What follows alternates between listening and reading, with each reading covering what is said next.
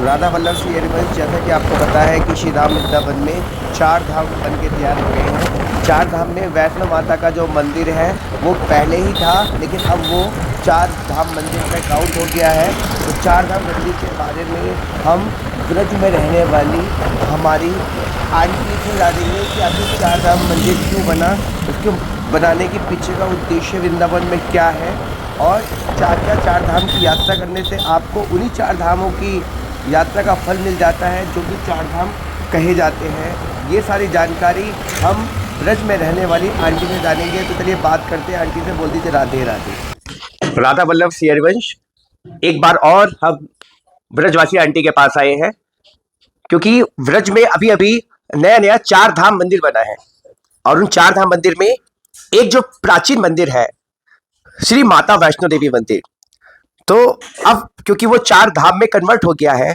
तो उन 4 धामों के बारे में ब्रज की माता जी से जानेंगे।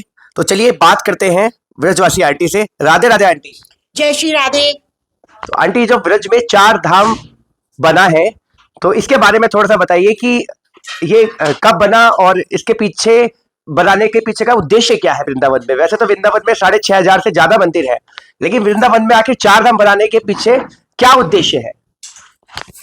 जय श्री राधे। आजकल आज इस टाइम पे नवरात्रि देवी के, वैष्णो माता के नवरात्रे चल रहे हैं, तो मेरे मन में ये आया कि मैं नवरात्रों में वैष्णो माता मंदिर जाऊंगी। मैं पहले भी वहां पे गई हुई हूँ, गुफा में भी गई हुई हूँ, पहले भी जाती रहती थी, लेकिन अब जो मैं गई तो उसका इतना प्यारा रूप, इतना सुंदर रूप मैंने अपनी पूरी जिंदगी में नहीं देखा जो मैंने कल देखा। वृंदावन में 4 धाम मंदिर, ये जब शुरू में स्टार्ट हुआ था तो ये सिर्फ वैष्णो माता की मूर्ति थी। हम बस में आते जाते देखते थे, तब ये बन रहा था, हम बस में देखते थे तो बड़ी प्यारी मूर्ति लगती थी। मेरे मन में आता था ये मंदिर बन कौन सा रहा है, लेकिन जब वो मंदिर बना तो हम गुफा में भी होके आए, लेकिन ये कभी भी जीवन में कभी भी ख्याल नहीं आया भूले से भी कि यही मंदिर 4 धाम यात्रा में तब्दील होने जा रहा है। ये जीवन में अपने सामने एक जीता जाता चमत्कार है, इसे चमत्कार ही कहेंगे, क्योंकि सब कुछ यहाँ पे जो होता है वो राधा रानी की मर्जी से होता है। हमारी मर्जी से कुछ नहीं है, उसी का हुक्म चलता है, हमारा कोई हुक्म नहीं चलेगा यहाँ पे। तो जब मैं कल गई तो मैंने देखा बहुत अच्छा मंदिर। पहले इसकी जो एंट्री है, एक हाईवे के पास से जाओगे तो आपको सबसे पहले शिव धाम से एंट्री होगी, लेकिन जब आप मेन गेट जहाँ से हम पहले जाते थे वहां से आप एंट्री करोगे तो सबसे पहले वैष्णो माता धाम गुफा से आपको होके जाना पड़ेगा।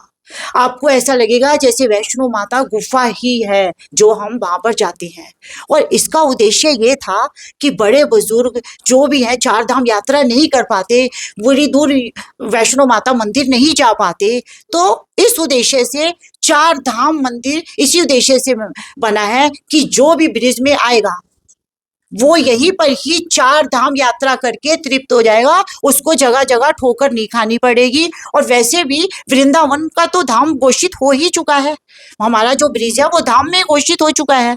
योगी, हमारे जो पूजनीय योगी जी हैं, उन्होंने धाम में इसको घोषित किया हुआ है। तो जहां से हम एंट्री करेंगे वैष्णो माता मंदिर से, जब गुफा खत्म हो जाएगी उसके बाद फिर है शिव धाम मंदिर।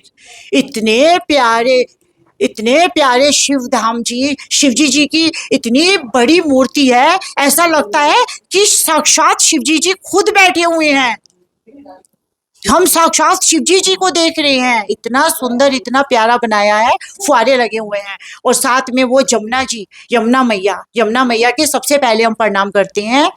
गुफा से निकल के यमुना मैया, गंगा मैया में शिवजी जी की जटाई, जो पानी निकलता है, वो जो अमृत निकलता है, वो वहीं से ही निकल रहा है। इतनी प्यारी जमुना जी बनाई है, इतना दिल एकदम बाग हो गया, वहां से आने को मन नहीं कर रहा। अगर आपकी एंट्री हो गई अंदर तो आप कितनी भी टाइम आप घूमते रहो, आपको कोई रोक टोक नहीं है, और निःशुल्क है।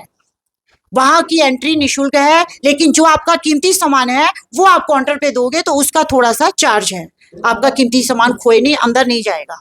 उसके बाद फिर आप आते हो शनि महाराज धाम। शनि महाराज धाम भी इतना सुंदर है, बहुत ही प्यारा, मन तृप्त हो गया, ऐसे लग रहा है कि साक्षात शनि महाराज बैठे हैं। और फिर है राधा कृष्ण धाम, वो तो हमारे ठाकुर जी ही हैं, वृंदावन के ब्रिज के ठाकुर जी हैं, बहुत ही सुंदर धाम बने हैं ये। उसके बाद फिर आप इधर को तरफ मुड़ोगे धाम के दर्शन करके तो फिर वहां है नटराज।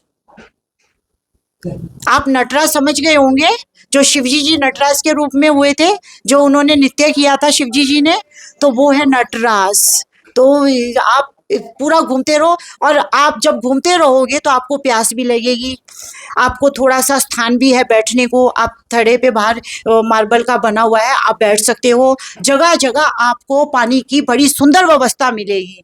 आप थक गए, आपको प्यास लगी, आप पानी पियो, ठंडा कूल वाटर। आप जहाँ भी जाओगे आपको कूल वाटर मिलेगा। आप थोड़ा सा घूमोगे फिर आपको कूल वाटर मिलेगा। तो मेरे को बहुत जोर से प्यास लगी और प्यास बुझ नहीं रही थी, तो मैंने देखा एक जगह वहाँ पे जलपान गृह बना हुआ है। आपको जो हल्का फुल्का खाना है, जैसे चावल छोले हैं, चावल राजमा है, चाय है, कॉफ़ी है, आपको मिलेगी। तो मैंने विदाउट शुगर चाय की डिमांड की, तो मुझे वो भी फिल्टर वाली विदाउट शुगर की मिली, लेकिन वो हाँ आपको थोड़ा शुल्क देना पड़ेगा, लेकिन व्यवस्था है। फिर आप नीचे आओगे सारा घूम के, तो फिर आपको माता की रसोई मिलेगी। आपको व्रत का पूरा इतना अच्छा, इतना प्रेम से खाना खिलाएंगे, वो भी निःशुल्क है।